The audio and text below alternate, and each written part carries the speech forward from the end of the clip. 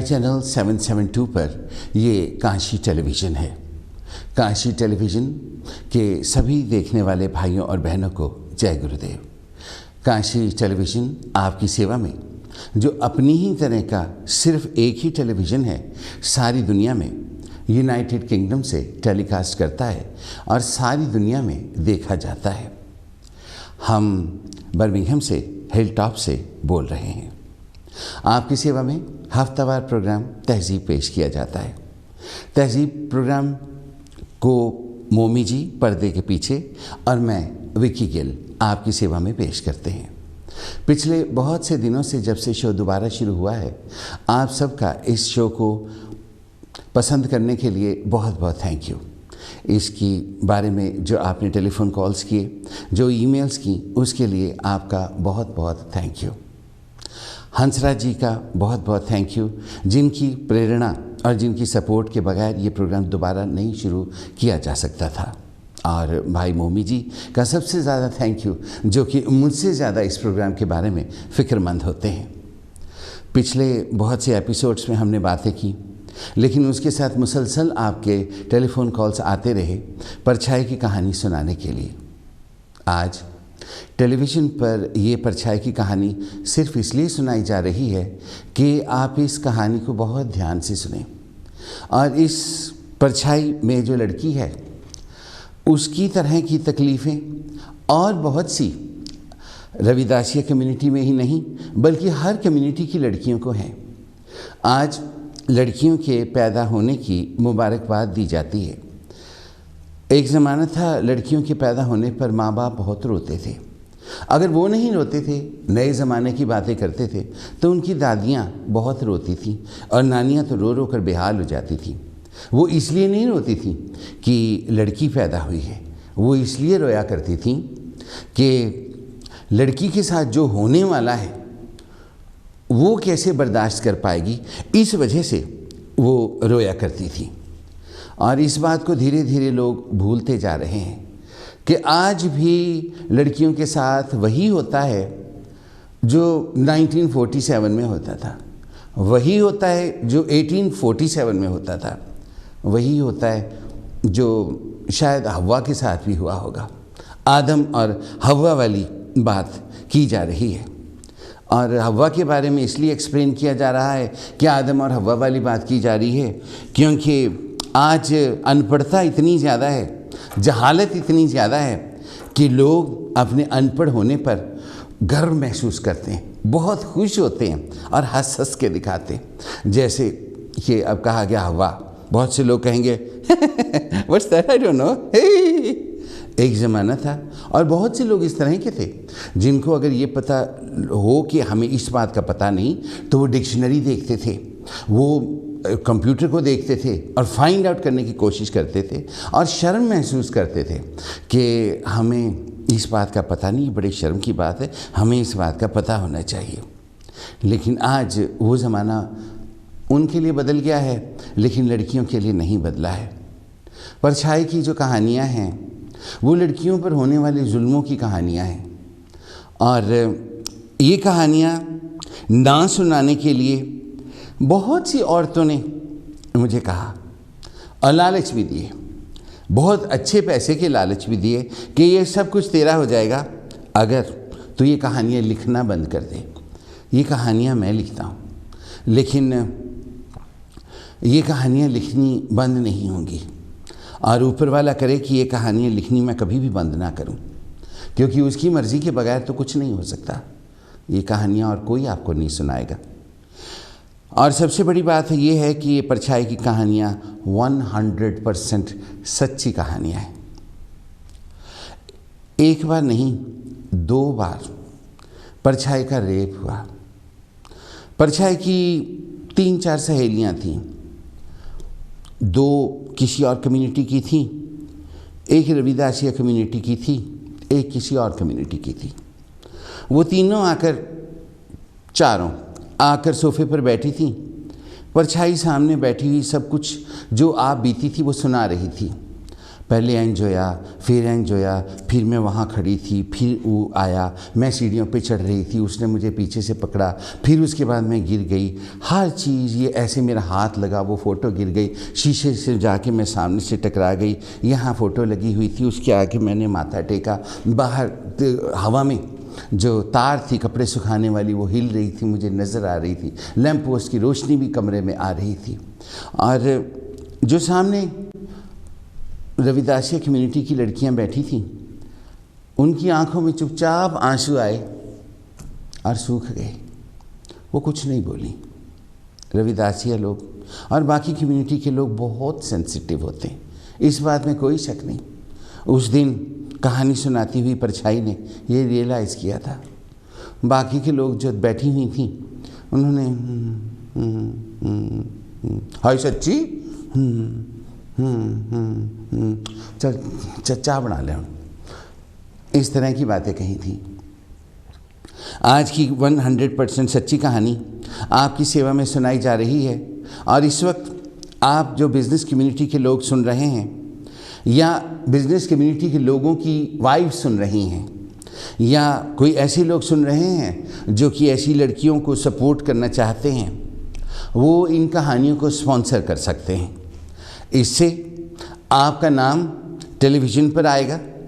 दुनिया भर में देखे जाने वाले इस टेलीविज़न पर आपकी बात होगी और जो एक गरीब बेसहारा निरीह लड़की को सपोर्ट करने का पुण्य स्वाब आपको मिलेगा, वो बिल्कुल अलग होगा।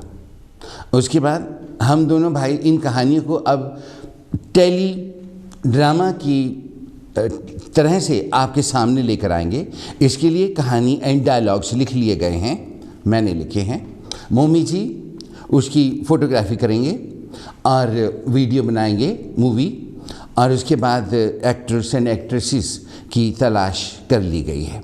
ये सब कुछ जो होगा पहली का, वो हम अपने खर्चे से करेंगे और फिर उसके बाद हम आपकी तरफ देखेंगे, क्योंकि आप तो जानते ही हैं कि लक्ष्मी जी का और सरस्वती का साथ एक साथ जनरेट नहीं होता।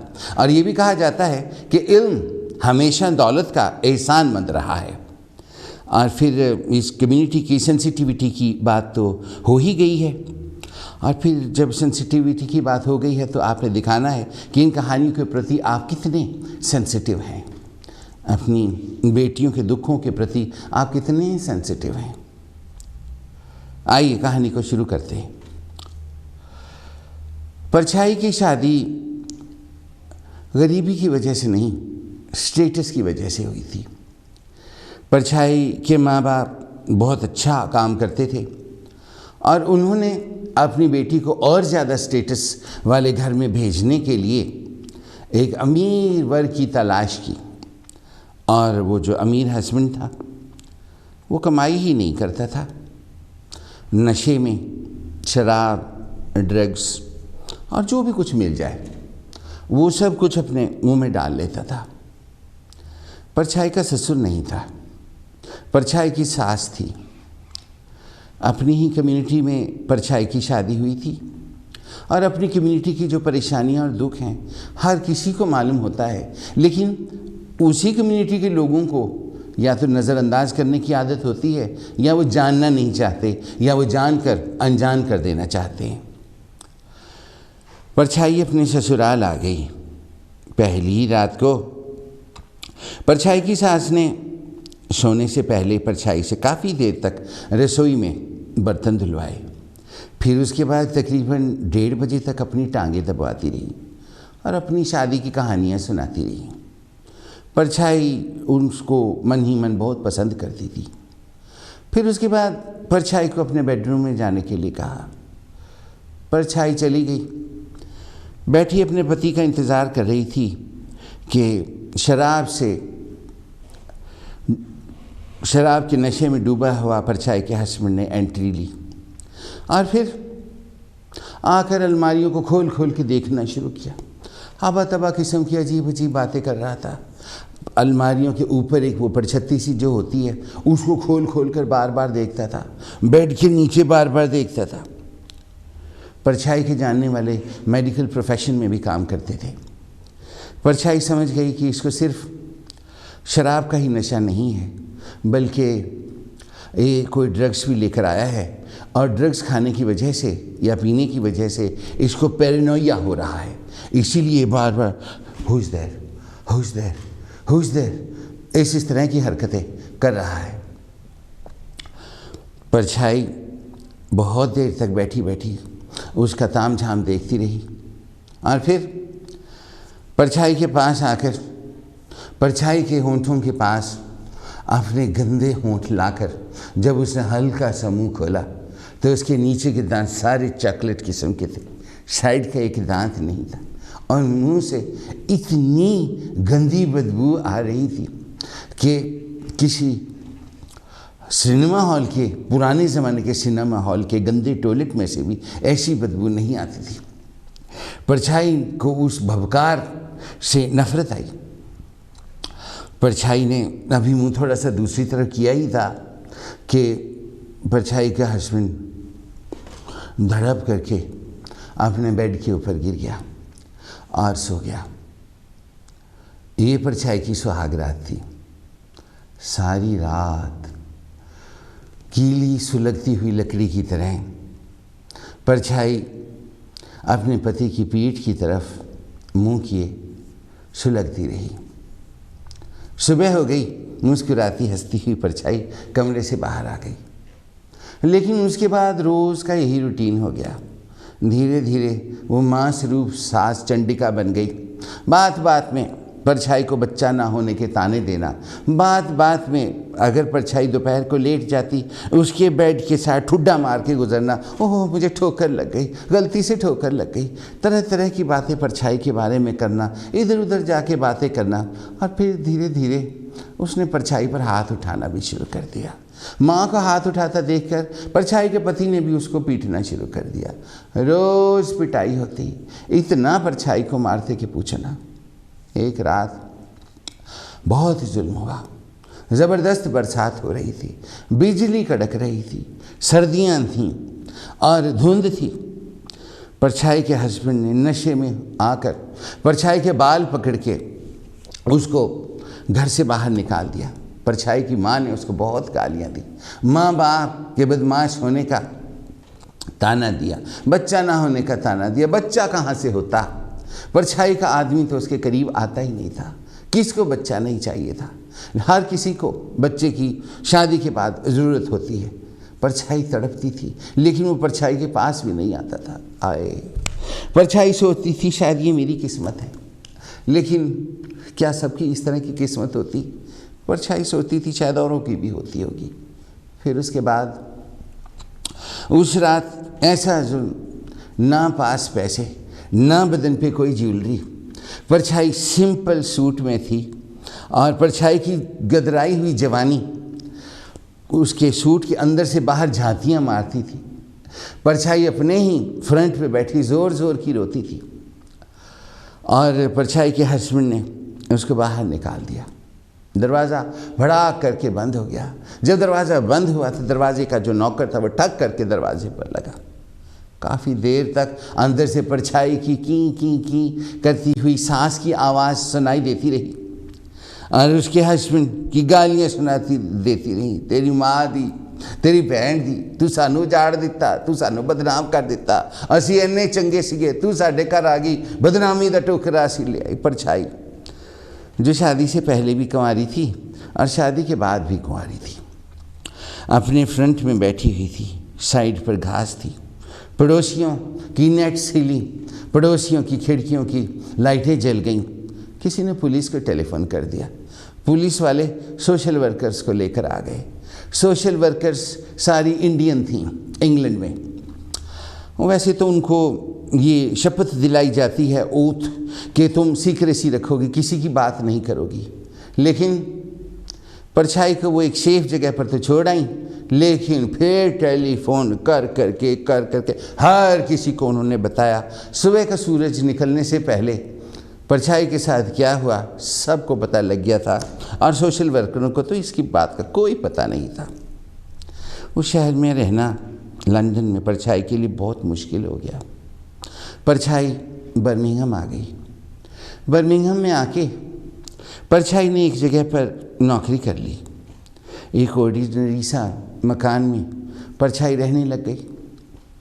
अपने बाप की शहजादी होती है हर लड़की, लेकिन अब परछाई के बाप के ससुर के 600 लंदन में मकान, इतना सब कुछ उसका लेना देना, लेकिन परछाई एक छोटी सी नौकरी करने लगी। नौकरी करते हुए उसकी कुछ सहेलियां बन गई। पंजाबी कम्युनिटी की सहेलियां थीं, बंसो, बबली, रानी, इस तरह के नाम उनके थे। वो परछाई के पास बैठती। उनमें से कुछ दिलदार कौर, नरिंजन कौर नाम की बूढ़ियाँ भी थीं, जो कि कमर पे हाथ रख के चलती थीं। उनकी पेट की यहाँ पर तुंबड़ी सी निकली हुई थी, बाकी बस जैसे ओल्ड लेडीज़ का हो जाता है सब कुछ वैसे था। गले में काले धागे में उन्होंने कुछ चीज़ें डाली हुई थीं। गंगा जमनी सफ़ेद और काले बालों के पीछे छोटी सी जूड़ी थी और उसमें एक छोटी सी कंघी फंसाई होती थी। चुन्नी लेती थीं, हर वक्त ऊपर वाले का नाम जपती थीं, मगर जब परछाई के पास से गुजरती थीं तो जाती जाती कह जाती थीं, जनानी आदमी बगैर नहीं रह सकती, जनानी आदमी बगैर नहीं रह सकती। ये उनकी पाठ पूजा थी। ऊपर वाले को जाकर ऐसी औरतें क्या जवाब देती होंगी। कहते हैं हर किसी का हिसाब होता है, इनका भी हिसाब होगा। कहते क़यामत का रोज़ आएगा, क़यामत के रोज़ ऊपर वाला इनसे पूछेगा, दस तू क्या सी कि जनानी आदमी बगैर नहीं रह सकती, क्यों कैसे? तो ये परमात्मा को क्या जवाब देंगे? क़यामत का कॉन्सेप्ट तो अल्लाह का है, दूसरा कॉन्सेप्ट प्रलय का है, लेकिन बात तो एक ही है ना। तो उस दिन भगवान भी पूछेगा, तो क्या जवाब देंगे? लेकिन हम सब जो एक बाप की औलाद हैं, अल्लाह के पैदा किए हुए, इस तरह की बातें करने से पहले सोचते नहीं। फिर जो रानी थी, बंसो थी और बबली थी लंबी सारी, उसने परछाई को कहा कि अगर कोई आदमी हो जिसके साथ तुम बातचीत रख सको तो अच्छा है, इन जैसियों का मुंह बंद हो जाएगा। परछाई की भरपूर जवानी थी। परछाई के लंबे लंबे खूबसूरत हल्के करली बाल थे। परछाई का ऊंचा माथा, बड़ी बड़ी आंखें, ऐसी आंखें थीं कि उनको देखकर उनमें डूब जाने का दिल करता था। परछाई की नाक ऐसे थी जैसे किसी कारपेंटर ने फुर्सत के टाइम पे कड़ी हुई हो। परछाई के होंठ ऐसे थे जैसे संतरे की गुलाबी फांकें होती हैं। गुलाब का रंग परछाई के होंठों में था और उसकी हड्डी में, जो ठुड्डी में एक छोटा सा डिम्पल भी था। परछाई की सुती हुई गर्दन थी, एकदम सुराही की गर्दन की तरह। जिस तरह से फिल्म स्टार सुरैया की गर्दन की बातें होती थी, उस तरह से परछाई की गर्दन भी थी। परछाई के चौड़े कंधे और पतली कमर, और ऊपर देखने वाला तो कभी होश में आ ही नहीं सकता था। परछाई की ऐसी टांगें थीं कि चलती थी तो ट्रैफिक रुक जाता था। गोरे परछाई के पांव इतने खूबसूरत थे कि देखने वालों का दिल करता था कि परछाई के पहले पैरों को अगर चूमे तो शायद ऊपर से फूलों की वर्षा होगी। ऐसी अप्सरा तो शायद महाराज इंद्र के दरबार में भी ना होगी। परछाई को देखकर उर्वशी भी शर्माती थी। अब उर्वशी के बारे में तो आप जानते ही हैं, नहीं जानते तो किसी और दिन बात होगी उर्वशी की। और बहुत से हस्बैंड जिनको उर्वशी का नहीं पता, अपनी वाइफ को आज कहिएगा तुम उर्वशी हो, और देखना फिर वो आपसे कितना प्यार करेगी बस। और फिर परछाई ने कुछ नहीं कहा, लेकिन काम में जब लंच टाइम होता था तो परछाई एक दुकान में जाया करती थी। वहाँ पर एक लड़का आया करता था, वो परछाई को कॉफ़ी देकर चला जाता था। लड़का कामदेव का रूप था, गोरा चिट्टा, परछाई से उम्र में कम था, लेकिन परछाई को हंसाने के लिए बहुत सी हरकतें करता था। कभी तो सामने कुर्सी पर बैठकर ऐसे ऐसे किया करता था, कभी ऐसे कर देता था, कभी पास से गुजरता हुआ एक आईब्रो को ऊपर कर देता था, कभी जान की कोई चीज़ नीचे गिरा देता था। परछाई अपनी कॉफ़ी पीती हुई चुस्कियाँ ले लेकर हल्की सी कनखियों से उसकी तरफ देखती थी। परछाई की लंबी लंबी पलकें जब ऊपर से नीचे देखती थी तो बस यूँ समझिए कि आसमान में घटाएं ऊपर नीचे होती थी। वो लड़का हंसता था तो मोतियों से उसके दांत चमकते थे। फिर एक दिन परछाई ने उस लड़के को कहा, स्टे अवे फ्रॉम मी, तुम किसी और कम्युनिटी के हो, हायर कम्युनिटी के, और मैं तुम्हारी कम्युनिटी के बराबर नहीं हूँ। तुम बहुत अमीर हो और मैं एक गरीब लड़की हूँ, हैंड टू माउथ हूँ। तुम लोगों में तो इज़्ज़त का कुछ नहीं सोचा जाता, लेकिन मुझे तो अपनी इज़्ज़त को देखकर चलना पड़ता है। I have a reputation to keep. उस लड़के ने परछाई के हाथों को थामते हुए कहा, अब तुम्हारी इज़्ज़त मेरी इज़्ज़त है, मैं तुमसे प्यार करता हूँ। जब प्यार किया तो डरना क्या, और सारी दुनिया के आगे मैं तुम्हें अपने गले से लगा लूँगा, लेकिन मुझसे एक वादा करो। परछाई ने कहा, क्या? लड़के ने कहा कि मैं हमेशा तुम्हारे चारों तरफ रहूँगा, हमेशा तुम्हें देखूँगा, मगर हम ना तो कभी सोशल मीडिया पर मिलेंगे, ना ही कभी टेलीफोन पर बात होगी, लेकिन तुम मुझे हमेशा महसूस कर सकोगी, मैं हमेशा तुम्हारे आसपास रहूँगा। परछाई को बड़ा अजीब सा महसूस हुआ। परछाई ने कहा, अच्छा। लेकिन परछाई के दिल में कास्ट की बात, फिर ऊंच नीच की बात, फिर जो अमीरी गरीबी की बात दिमाग में घूमती रही। फिर परछाई ने कहा, जैसे तुम कहते हो वैसे ठीक है, मुझ में तो इतना ज़ोर नहीं है कि मैं सारी कम्युनिटी से लड़ सकूं। तुम जो करोगे मैं हमेशा तुम्हारे पीछे हूँ। क्या कि परछाई बैठ गई, लेकिन अगले दिन कुछ हो गया, पता नहीं क्या हुआ। वो आदमी एकदम से बदल गया।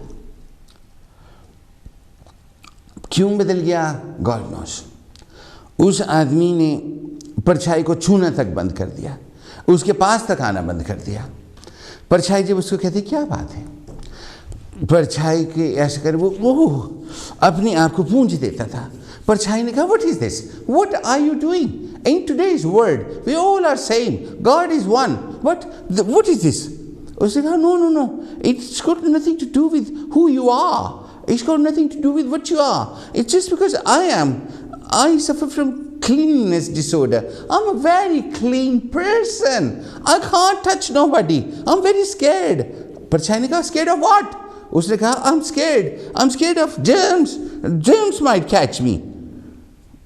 और हाथ लगाने से तो उसको जर्म्स चिपकते थे, लेकिन वो परछाई की तरफ देखकर अपनी पैंट में इधर उधर खुजली करना नहीं भूलता था और परछाई के मुंह की तरफ देखता था। परछाई को बहुत गंदा महसूस होता था, बहुत बुरा महसूस होता था। ऐसी बातें जो उस आदमी के दिमाग में थी वो सोच भी नहीं सकती थी। ये ऊपर वाले का मजाक है शायद कि एक उम्र हो जाने के बाद इंसान को वो सब कुछ सुनने लगता है जो सामने वाला सोचता है। एक उम्र हो जाने के बाद इंसान को वो सब कुछ दिखने लगता है जो दूसरे छिपाने की कोशिश करते हैं। परछाई को समझ आ गया था कि मुझे किस लिए इस्तेमाल अब किया जाएगा। फिर बात बात में लड़ाई होने लगी, बात बात में झुंझलाहट होने लगी। परछाई चुप करके सारी बातें बर्दाश्त करती थी। लड़का बार बार कहने लगा, तुम्हारा तो जन्म ही बेकार है, तुम पैदा क्यों हो गई, एक तो तुम ऐसी हो कि तुम्हारी परछाई पड़ जाने पर भी लोग नहाया करते। Do you remember? अरे in a book people used to have a shower, you know, yeah, but we were all right. We were martial people. We were all right. परछाई चुप करके ये बेकार की बातें सुनती थी। परछाई सोचती थी चलो जो भी है, फिजूल की बातें करता है, आज करता है कल को बंद कर देगा, और फिर मैंने ही इसकी सेवा करनी है। परछाई उससे इतना प्यार करती थी, इतना प्यार करती थी कि उसका दिल करता था कि मैं इसकी कमीज़ धोऊं, मैं इसका अंडरवियर धोऊं, मैं इसके बालों में कंघी खुद करूं, मैं इसकी सेवा करूं। लेकिन वो आदमी डाल डाल पात पात अजीब अजीब किस्म की हरकतें करता था। और फिर अपनी हर बात वो अपनी माँ को बताता था। You know mom, I said this to him her and she said this. माँ को हर बात का पता होता था। इवन अगर उसने गलती से परछाई को किस कर लिया या इधर उधर हाथ लगा लिया, वो बात भी वो अपनी माँ को बताता था। वो जिस तरह से कहा जाता है कि जो वलैतने हैं वो जब इंग्लैंड से इंडिया जाती हैं वहाँ पर कूलर लगवाती हैं। कूलर लोहे का होता है, लेकिन उसके पीछे जो टूटी होती है जिसमें से पानी निकाल देते हैं, एक से पानी निकालते हैं, एक मोरी होती है उससे पानी भरते हैं, आपको याद होगा। तो वो जो पीतल की टूटी होती है ना, वो भी आते हुए खोल के पर्स में डाल के इंग्लैंड ले आती और जाके फिर वो टूटी लगा देती। उसी तरह से बहुत सी अपने बेटों के साथ भी करती। फिर परछाई की जो वो लड़का था, उसकी जो माँ थी, वो बड़ा ध्यान लगा के सारी बातें सुनती थी। बहुत से लोग इस बात को कहेंगे ये बड़ी परवर्टिश सी बात है, अपने बेटे और अपनी होने वाली बहू की इंटीमेट बातों को नहीं सुनना चाहिए। लेकिन हमारी सोसाइटी में सिर्फ सुनी ही नहीं जाती, बल्कि बहुत सी माएँ दरवाजे के बाहर खड़ी होकर बिड़कें लेती हैं। जिस दिन बिड़कन आई, अगले दिन बहू को देखकर करती हैं कि नहीं करती? आप करती हैं कि नहीं करती? और जो कहती है ना हम नहीं करती, वो झूठ बोलती। बहुत से बुड्ढे भी होते हैं, परली तरफ से आवाज़ आई, एक दूसरे की तरह के करते हैं कि नहीं? पढ़े लिखे भी करते हैं। परछाई की सास पुरानी भी करती थी और ये होने वाली भी ऐसे थी। हर बात का उसको पता होता था। और जो था लड़का, हम आई ट्राई टू किस हर, शी पुश्ड मी, और वो कहती थी डिड शी, और फिर उसने कहा no but I did kiss her, oh that's nice, tell me what else happened. इस तरह की बातें होती थी। परछाई को पता था एक लड़की के दिल पर क्या बीतती होगी। आप खुद सुनिए, खुद सोचिए।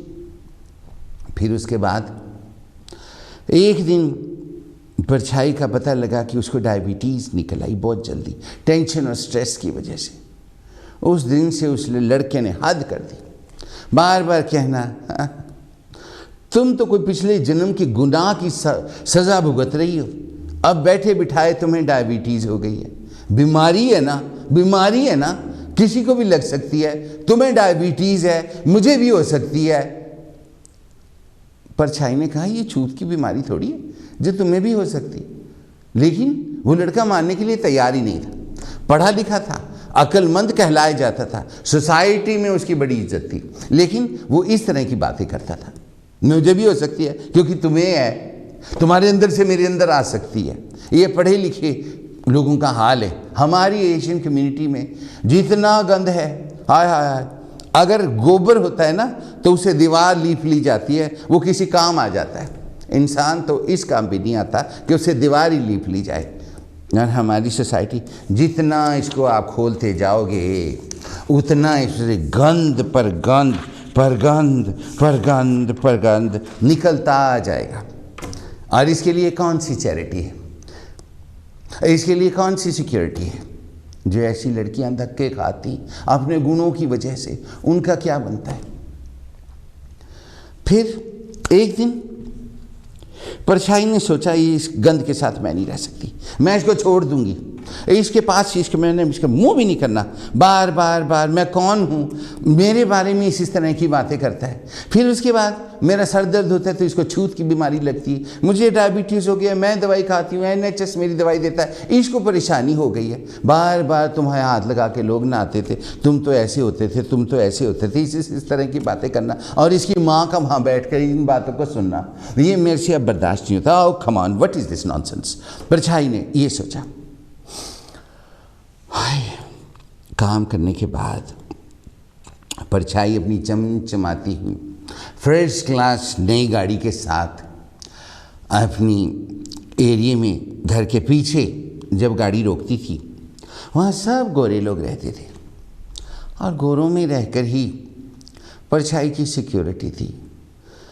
हमारे लोग हमारी अकेली लड़कियों का इंग्लैंड में भी क्या हाल करते हैं आपको अच्छी तरह से पता है। आज बुढ़ी सारा मांस लटकता है, बुढ़ी जो बेवाएं हैं, माफ़ी के साथ कहता हूँ, वो भी इस बात से डरती हैं कि मेरा आदमी मर गया है, अब कोई भी मेरा दरवाज़ा खटखटा सकता है। तो वो जो जवान हो, हसीन हो, खूबसूरत हो, उसका लोग क्या करते हैं, गाल नहीं करनी, गाल की था अपना ही झग्गा चक्या जाता है, कहते हैं कि आप नहीं। फिर परछाई ने सोचा सब गंद था, सब कूड़ा था, ये ऊंचे ऊंचे कुल, ये बड़े बड़े ख़ानदान, ये ससुर के 600 मकान, बड़ी बड़ी गाड़ियाँ जो अब धीरे धीरे धीरे धीरे कम होती जा रही, ये सब उनके ज़िक्र इंटरनेट पर, फेसबुक पर, ये सब बेकार है।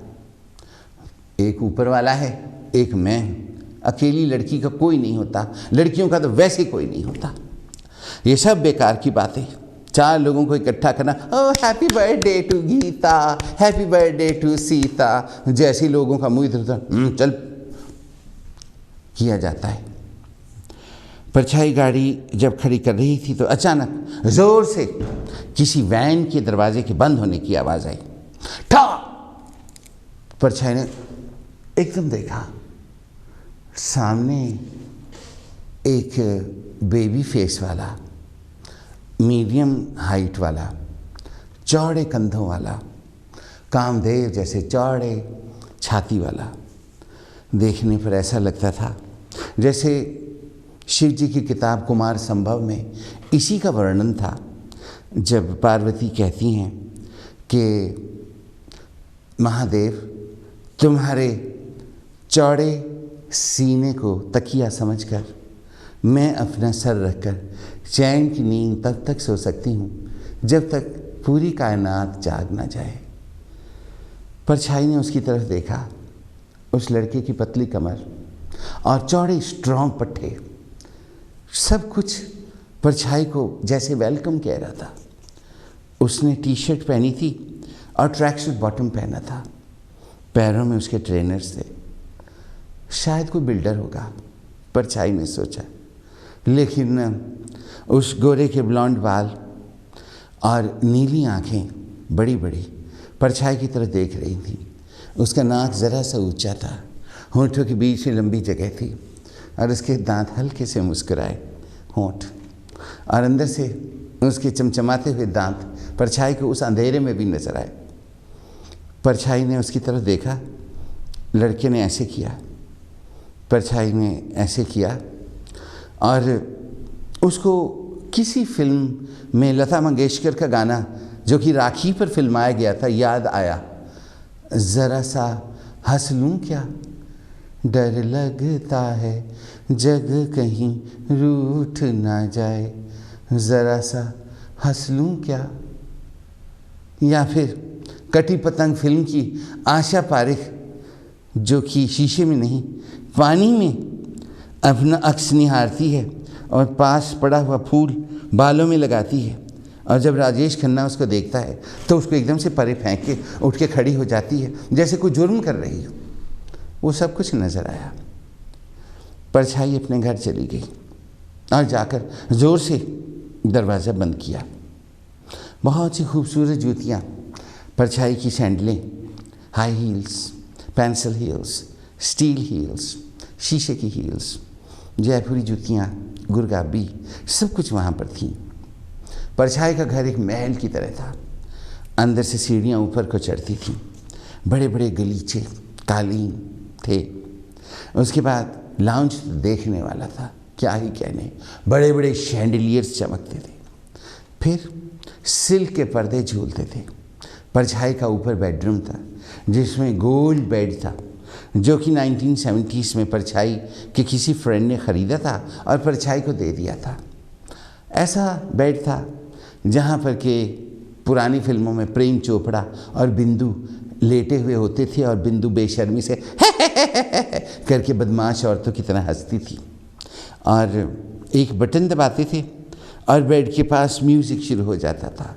स्मैथिक में उस ज़माने में लाइब्रेरी के पास कुछ दुकानें थीं, वहाँ पर इस तरह के बेड्स मिलते थे, उनको म्यूज़िक बेड कहा जाता था। पास में एक टेलीफोन भी होता था, रेडियो भी लगा होता था और वो बेड घूमता था। परछाई का बेड भी धीरे धीरे घूमता था। सामने एक ड्रेसिंग टेबल पर था। ड्रेसिंग टेबल पर ढेरों कॉस्मेटिक्स, बहुत सारे परफ्यूम्स, तरह तरह की लिपस्टिक्स, तरह तरह के सौंदर्य का सामान पड़ा था। परछाई की वार्डरोब थी, तरह तरह की ड्रेसेस लटक रही थीं, सिल्क से कम कोई चीज़ नहीं थी और परछाई के पास हर तरह की ज्वेलरी थी। परछाई अपने कमरे में आई, अपने लंबे बालों को खोला। बार बार उस अंग्रेज़ की आंखें परछाई को देखती थीं और परछाई को अपनी बॉडी पर घूमती हुई महसूस होती थी। फिर परछाई ने अपने सिर को झटका मारा और परछाई अपने बेड पर लेट गई और उस गोरे को भूलने के बारे में सोचने लगी और फिर सो गई। रात को बहुत अच्छे अच्छे सपने आए। उन सपनों से उठने के बाद अगले दिन जब परछाई काम पर गई तो बार बार यूं ही मुस्कुरा रही थी। बबली, रानी और बंसो तीनों परछाई को देख रही थीं। वो जो बुढ़ियाँ थीं वो सारे हर वक्त ऊपर वाले का नाम जपने वाली, वो एक दूसरे इस तरह की हरकतें कर रही थी। कईयों की होंठ ऐसे हो जाते थे, कईयों को इस तरह से करने लग जाता था। बस ये सब कुछ हो रहा था। अगले दिन फिर शाम को जब परछाई आई अपने घर, गाड़ी रोकी तो वो लड़का जल्दी से आकर परछाई से बातें करने लगा। उस लड़के ने परछाई को बोला, हेलो। परछाई ने कहा हेलो। लड़के ने कहा, I see you every time you come home. परछाई ने कहा, yeah you see me, I don't see you. लड़का मुस्कुराया। उसने कहा, I am always there, I wait for you. परछाई ने कहा, ओह यू डू। लड़के ने कहा, यस। फिर उस लड़के ने कहा, दीज आर माई डॉग्स। उसके पास 2 कुत्ते थे। परछाई कुत्ता नहीं रखती थी, उसको नफरत आती थी। फिर वो बैठकर परछाई के सामने कुत्तों के ऊपर ऐसे ऐसे हाथ करने लग गया। जब लड़का बैठा तो उसका पीछे से ट्रैक सूट बॉटम नीचे हो गया। परछाई ने देखा उसकी पीठ पर कोई बाल नहीं थे। परछाई ने सुना था जिस आदमी की छाती पर कोई बाल नहीं होते उस पर एतबार नहीं किया जा सकता, लेकिन परछाई के हस्बैंड की छाती पर भी बहुत से बाल थे। परछाई का वो जो प्रेमी था, जो परछाई को तती तवी पे बिठाता था, वो तो इतने बाल थे जैसे भालू होता है। परछाई ने कहा, इसके तो बाल ही हैं नहीं, और देखो कितना सफ़ेद इसका स्किन है, ऐसे लगता है जैसे ताजमहल हो। फिर परछाई ने कहा, कहाँ मैं, कहाँ ये, देखो मार्शल कास्ट कहे जाते हैं, इन्होंने सारी दुनिया पर राज किया है। परछाई अभी खड़ी खड़ी ये सोच ही रही थी कि उस आदमी के पास में कोई और रहता था, वो भी आ गया। उसके पास भी कुत्ता था। उसने आकर उस आदमी को बोला, हेलो। परछाई ने कहा, हाय अब बात होने लगी थी, सीन चलने लगा था, माहौल बनने लगा था, तो ये कहाँ से बीच में आ गया। तो उस आदमी ने कहा, how is the health of your dog. जो गोरा परछाई से बातें करता था उसने कहा, यस ही इज ऑलराइट। उस आदमी ने कहा, हैज़ ही डन पू। उस आदमी ने कहा, यस ही हैज़। दूसरे आदमी ने कहा, वॉज इट सॉफ्ट और हार्ड। उस आदमी ने कहा, no it was quite medium, I checked it with the hand. परछाई देखती रह गई, जैसे ऐसे लगा आसमान से गिरी और ज़मीन पर आ गई। वो लोग जिनको अपने कुल पर, अपने कास्ट पर, अपने स्टेटस पर, अपनी प्रॉपर्टी पर, अपने 600 मकानों पर, अपनी गाड़ियों पर, अपने हुस्न पर इतना गुमान था, इतना प्राउड था, बंदे को बंदा नहीं समझते थे, इतनी परी को वो नफरत करते थे, पास नहीं आते थे, उनकी डायबिटीज़ को भी छूत की बीमारी समझते थे। वो क्या थे? वो तो गंद थे, कुछ नहीं थे। इनको देखो, ये नीचे बैठा है, बला का खूबसूरत है, कोई बाल भी नहीं है, हैं? ऐसे ऐसे लोगों के बारे में बेईमान कहा जाता है। नीली आंखें, हमारे में कहा जाता है बड़े हैं दिल के काले नीली आँखों वाले हैं, और इसकी आंखें नीली हैं और मुझसे ये कितना प्यार जताता है, मेरा इंतज़ार करता है, मुझे देखकर खुश होता है, मुझे को ब्यूटीफुल कहता है। और मेरे रास्ते में आकर आज ये वो खड़ा हो गया है, ये उनका बेटा है जिन्होंने सारी दुनिया पर राज किया है। इनके बारे में कहा जाता है ये हर किसी को नफरत करते हैं, ये साडे नहीं होंदे, ये तो साडे ते थुक दे वाह, ऐसा कहा जाता है। और ये हाय, ये अपने कुत्ते की पोटी को भी ऐसे करके चेक करता है कि ये सॉफ्ट है कि हार्ड है, मेरे कुत्ते की हेल्थ तो ठीक है। ये वो आदमी है, ये वो कौम है, ये वो रेस है जिन्होंने हम जैसों को वाउचर दे देकर इस मुल्क में बुलाया था और हमें इज्जत दी और हमें कहा हमारे साथ बैठो, हमारा ब्रिटिश पासपोर्ट है तुम भी ले लो, हमें पैसे मिलते हैं तुम भी लाओ। हाय चलो एक जैसी ज़बान में बातें करते हैं, तुम भी इंग्लिश बोलो, how are you, hello hello, how do you do.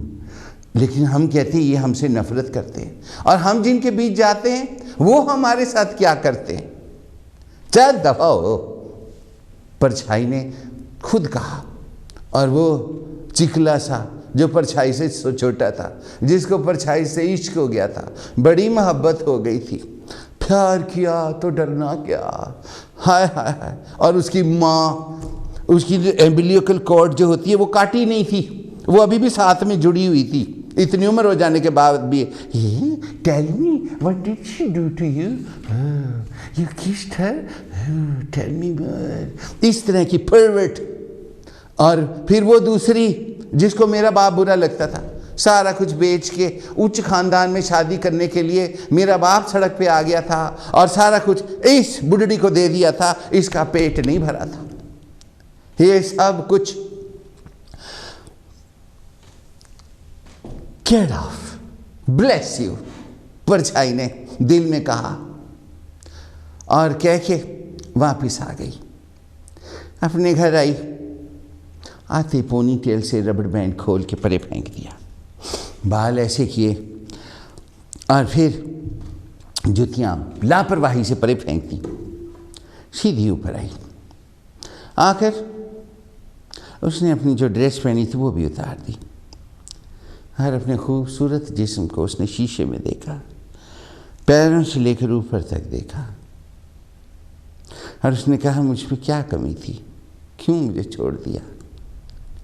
और फिर खिड़कियों पर नेट्स नहीं लगाई थी, उसने पर्दे खोल दिए, पीछे कोई नहीं था, झील थी, वहाँ पर पेड़ थे, कोई होप नहीं थी, इस खूबसूरत के लिए कोई नहीं आने वाला था। मगर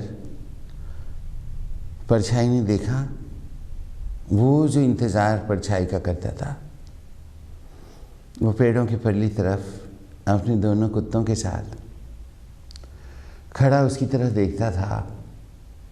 और जब उसने देखा कि परछाई ने कुछ पहना नहीं, तो उसने मुंह नीचे कर लिया और मुस्कुरा रहा था और अपने कुत्तों से खेल रहा था।